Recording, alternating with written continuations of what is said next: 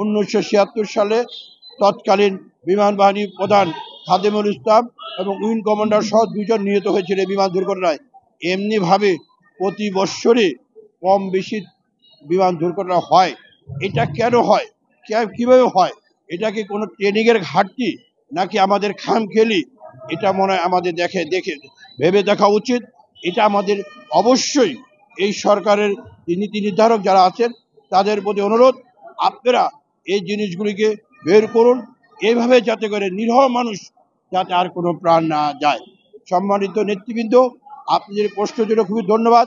আর আজকে আমরা যেটা দেখছি, বাংলাদেশের একটি গোষ্ঠী তারা ঘোলা পানিতে মাছ শিকার করার চেষ্টা চালিয়ে যাচ্ছে এবং নির্বাচনকে নিয়ে তারা তাল বাহানা শুরু করেছে। এই নির্বাচনকে নিয়ে তাল বাহানা করলে মানে তাদের অবস্থাক্রম কারো ভালো হবে না। নিশ্চয়ই সেটা 2টা সিমটম আপনারা দেখেছেন। গোপালগঞ্জে ফেসিবাদটা চলে গিয়েছে, ফেসিবাদের তাদের লোকজনগুলো বাংলাদেশে রয়েছে, তাদের অসংখ্য টাকা রয়েছে, তাদের $108 মিলিয়ন তারা কারচুপি করে দুর্নীতি করে বিদেশে পাঠিয়েছে। যদি $8 মিলিয়ন যদি তারা খরচ করে বাংলাদেশে যে কোনো অশান্তি পরিবেশ তারা করতে পারবে।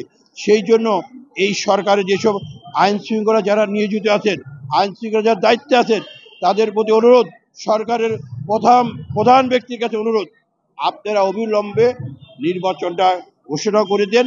এই সব তাল বাহানা, এইসব ছোটোখাটো যে কিছু যা সন্ত্রাসী কার্যকলাপ সব কিছু শেষ হয়ে যাবে। সচিবালয়ে যে ঘটনা ঘটেছে সেটা দেখেছেন কারা করেছে, ছাত্রলীগের নামধারী। তারা সেখানে ঢুকে এই গাড়ি ভাঙচুর করেছে, স্বরাষ্ট্রমন্ত্রী তারা ভাঙচুর করেছে। এমনিভাবে সামনে যে আরো বড় রকম দুর্ঘটনা করবে না, এটার কোনো সুযোগকরণ নাই। সেই জন্য ভাই, আপনাদের মাধ্যমেই এই সরকারের কাছে মেসেজ, আপনারা অবিলম্বে নির্বাচনের তারিখ ঘোষণা করুন। ইনশাআল্লাহ নির্বাচন যখন তারিখ ঘোষণা করবেন, নির্বাচন ফেব্রুয়ারিতে আছে, আপনারা ফেব্রুয়ারি পর্যন্ত রাখেন, পারলে তার আগে দিয়ে দেন, তাহলে এই সমস্ত ছোটখাটো জিনিসগুলি সব ঠিক হয়ে যাবে।